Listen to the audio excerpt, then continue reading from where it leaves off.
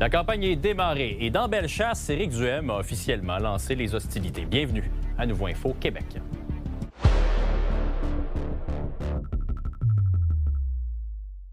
Bonsoir tout le monde. Bon jeudi. Bonsoir Félix-Antoine. On l'a dit, on est parti pour 39 jours de campagne électorale. Mais d'abord, on se transporte à Place Sainte-Foy où est-ce que cet après-midi, il y a un événement hors du commun qui s'est produit. Caroline, raconte-nous ce qui s'est passé. Oui, c'est survenu il y a moins d'une heure, finalement, aux environs de 16h10. Un vol qualifié dans une bijouterie, tu le disais, de Place Sainte-Foy. Il semble qu'il y a un individu ou plusieurs individus là, qui se soient présentés à cet endroit-là avec une arme. Pour l'instant, il est encore trop tôt pour préciser de quel type d'arme il s'agit. Bon, vous comprendrez que l'enquête est toujours en cours. Aux dernières nouvelles, au moment où on se parle, les policiers n'avaient toujours pas procédé à une arrestation. Il y a un maître chien également qui a été déployé sur les lieux comme plusieurs policiers. L'enquête se poursuit. Et on se retrouve plus tard dans l'émission, Caroline. Maintenant, on retourne en politique parce que, justement, on l'a dit, la campagne est lancée. Éric Duhem et le Parti conservateur, ça se passait dans Bellechasse, la circonscription où Éric Duhem se présente, Félix-Antoine, sauf que les dernières 24 heures ont été un peu épicées. Des candidats conservateurs controversés. Oui, c'est plus épicé que de la sauce tabasco. Là. On a monté le piquant. Oui. C'est une pléthora de déclarations qui sont ressorties, à commencer par un candidat de Côte-Sud qui s'est montré à 125 pour une annexation du Canada par les États-Unis. Après ça, des propos qui sont revenus d'une candidate dans Montmorency, Marie-Josée Elie, qui parlait du fait que l'obligation de se faire vacciner, c'était génocidaire, rien de moins.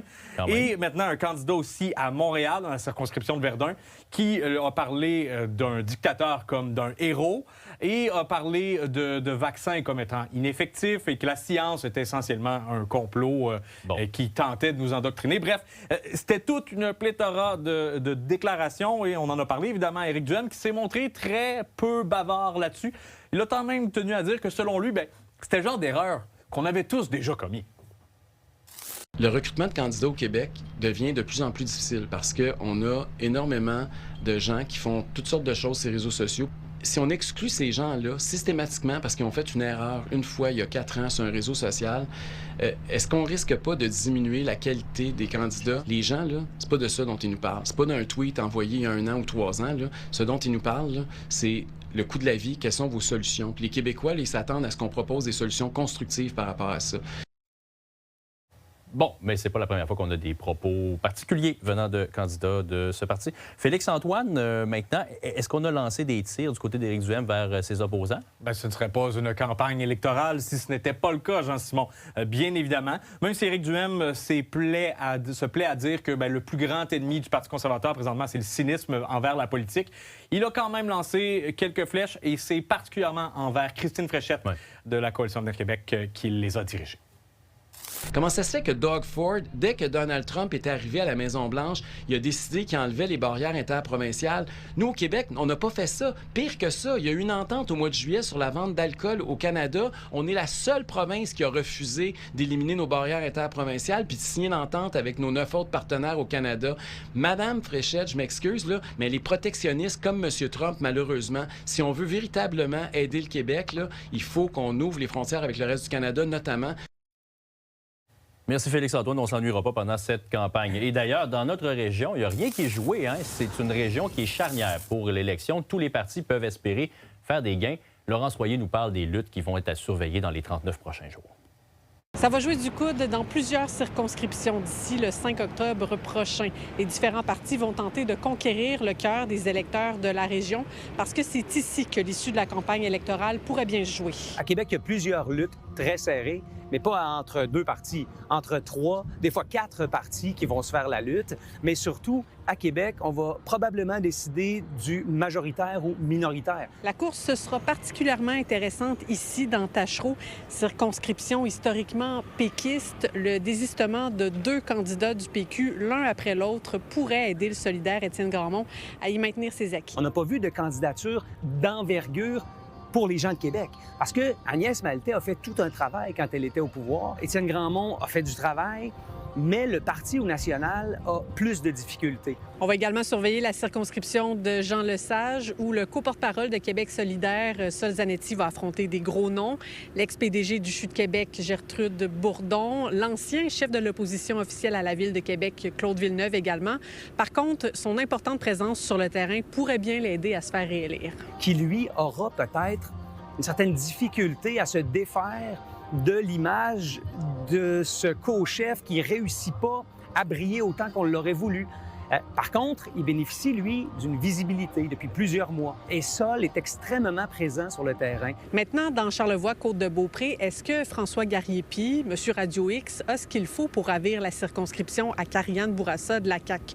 Surtout considérant l'historique du comté qui a été longtemps représenté par Pauline Marois. Ce qui me surprend, c'est que dans un château fort ou dans une circonscription qui est prenable pour le Parti québécois, on présente une candidature aussi risquée, dans le sens où c'est un homme entier, mais qui ne fait pas l'unanimité. Je me serais attendu à quelque chose de peut-être un peu plus classique comme candidature. Dans la pelleterie aussi, ce sera une lutte intéressante. On peut se demander qui va succéder à Éric Kerr, qui a été le député de la circonscription pendant près de 20 ans. Maïté Blanchette-Vézina a une circonscription qui est prenable, est presque à s'y méprendre. Est-ce que c'est une résidente de la pelleterie? Peut-être pas officiellement, mais elle est très présente. Sur la Rive-Sud maintenant, est-ce qu'Éric Duhem peut déjà crier victoire dans Bellechasse? Il joue son avenir.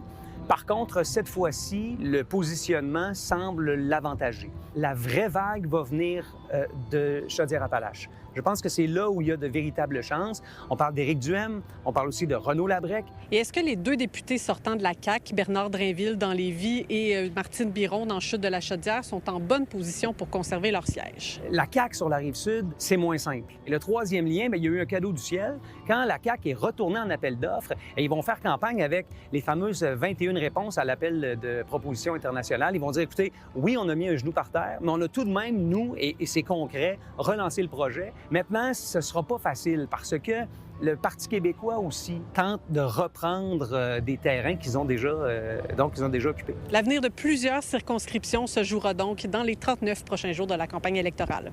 À Québec, Laurence Royer pour Nouveau Info. Trop du soleil surveille tout ça de son œil de lynx. Bonsoir, Valérie. Franchement.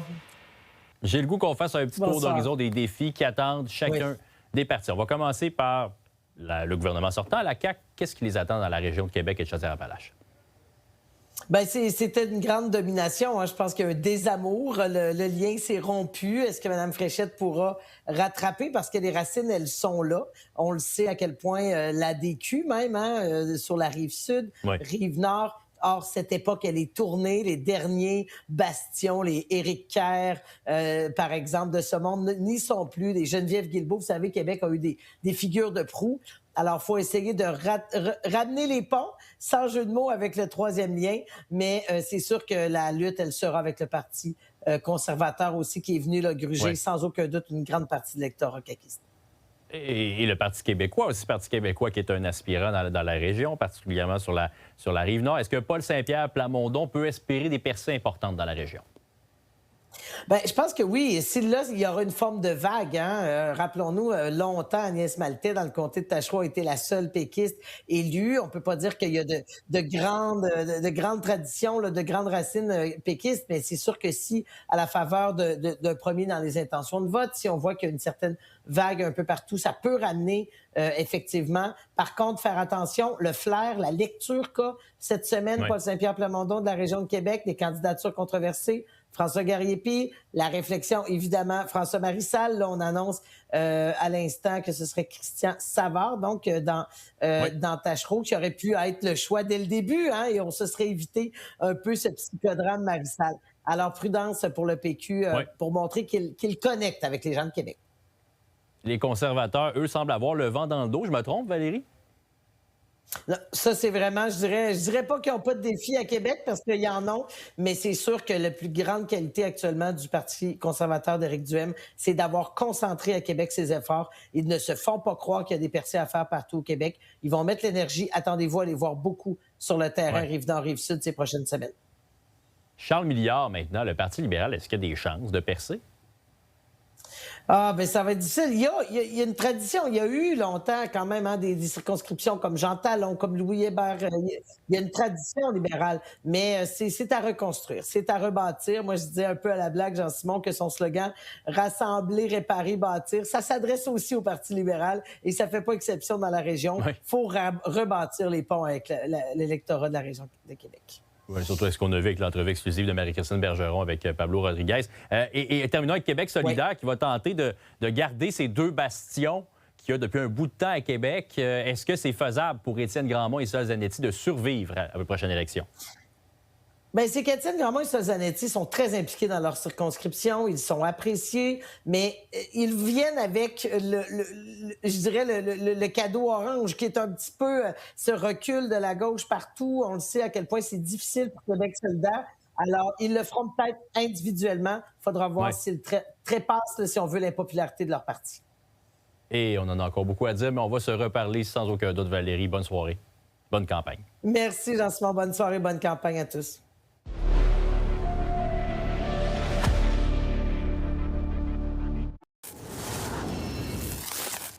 Au palais de justice, maintenant, il y a un résident de Lévis qui vient d'écoper d'une lourde peine de prison pour avoir lancé des cocktails Molotov dans une chambre d'enfant en 2022. Je m'en souvenais plus de cette histoire-là, Caroline. Le juge a tenu compte des conséquences extrêmement graves, extrêmement lourdes sur la famille. Oui, c'est une histoire qui est vraiment particulière, il faut le dire. C'est arrivé il y a tout près de 3 ans maintenant, le 20 août 2022. Jason Potier-Martin, qui est âgé de 33 ans aujourd'hui, avait lancé 2 cocktails Molotov à travers la chambre, à travers la fenêtre, en fait, d'une chambre d'enfant où se trouvait une fillette de 3 ans qui a subi des blessures, des brûlures graves. Ouais. Son frère également qui était avec elle. On comprend aujourd'hui, ils vivent encore avec des séquelles qui sont physiques, mais qui sont psychologiques, principalement pour la plus jeune. Le juge, aujourd'hui, a qualifié le geste d'inexplicable, évidemment, en soulignant aussi le caractère imprévisible de l'accusé. Il a ajouté aussi que trouver des facteurs atténuants dans ce dossier-là, ça a été plutôt difficile, contrairement aux facteurs aggravants qui sont nombreux. On parle, entre autres, des antécédents judiciaires de cet individu-là entre 2011 et 2019, entre autres, pour des introductions par effraction. Et pour le procureur au dossier, bien, selon lui, il y a un point précis qui a pu pencher finalement dans la balance. Selon moi, ce qui a été le plus déterminant pour le tribunal, c'est vraiment le fait qu'on ne connaîtra jamais les raisons du passage à l'acte, ce qui fait qu'il est impossible pour le système d'empêcher une récidive. C'est une peine, 9 ans, qui a été imposée, donc 8 ans pour l'incendie criminel et 1 an pour la possession des substances explosives en interdiction d'une ordonnance. C'est une peine qui est supérieure à la fourchette des peines qui est habituellement applicable. Donc, c'est une peine qu'on considère qui représente les gestes posés, même si elle est un peu en dessous de ce que le ministère public demandait. Bon, évidemment, on pense à la famille. As-tu réussi à parler à des membres de la famille? Oui, bien effectivement, des proches qui étaient sur place, notamment la grand-mère, pour qui c'est l'occasion, en quelque sorte, de tourner la page là, après des procédures qui se sont prolongées pendant beaucoup trop longtemps. Malgré tout, ce que la grand-mère dit, évidemment, qu'on ne peut pas la nommer pour protéger l'identité de la petite victime, bien, ce ne sera pas possible de pardonner, ni même d'oublier ces événements-là. Elle va bien, mais elle en parle encore. Elle se demande, tu sais, vraiment, qu'est-ce qui a pu causer une chose comme ça? Pour des enfants de cet âge-là, un qui a été blessé mentalement, de vivre avec tout ça, puis l'autre physiquement et mentalement. Le mental va rester, les cicatrices vont rester toute sa vie. C'est une page qui se tourne aujourd'hui, mais ça va toujours rester quand même en dedans tout le restant de nos jours. Compte tenu donc de la détention préventive, Jason Potier-Martin va passer finalement 3 ans encore derrière les barreaux. Merci, Caroline. Bonne soirée. Bonne soirée à toi. On se déplace à Saint-Augustin de Desmaures. Le maire Sylvain Junot veut se retirer du RTC. Il faut savoir que pour le moment, la loi oblige la municipalité à être desservie par les services de transport en commun de l'agglomération de Québec. M. Junot souhaite la fin de cette obligation suite à l'élection d'un prochain gouvernement. On ne demande pas à sortir de l'agglomération, mais simplement de ne plus être partie prenante au RTC, donc de ne plus payer plus de 9 millions par année et de ne plus être desservi. Le RTC est une entité en théorie autonome, là, et elle est fort mal gouvernée et gérée selon nous. Donc, c'est un puissant fonds. On a été coupé de la table du conseil d'administration du RTC, ça c'est tout récent. Donc, c'est sûr que ça ne facilite pas la discussion, puis la participation, puis la collaboration quand on me dit « t'es plus là, tais-toi ». Et Et le président des États-Unis, Donald Trump, est passé de la parole aux actes dans le dossier du lac Ontario. Ce matin, il a signé les décrets présidentiels pour renommer le lac Ontario Lac America. Il a pris cette décision dans le cadre de la guerre tarifaire et de ses nombreux conflits publics avec le premier ministre de l'Ontario, Doug Ford. Mais je vous confirme qu'avant d'entrer en nombre, j'ai vérifié sur Google Maps et le lac s'appelle encore, pour le moment, Ontario.